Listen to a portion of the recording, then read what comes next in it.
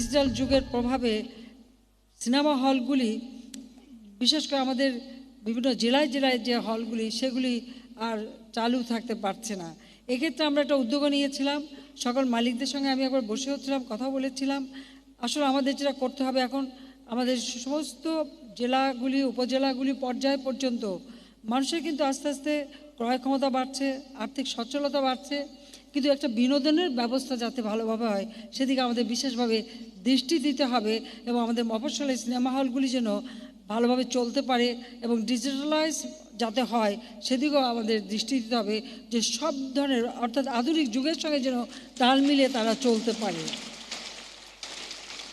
এই ক্ষেত্রে যা যা সহযোগিতা দরকার সেটা আমরা করতে পারবো।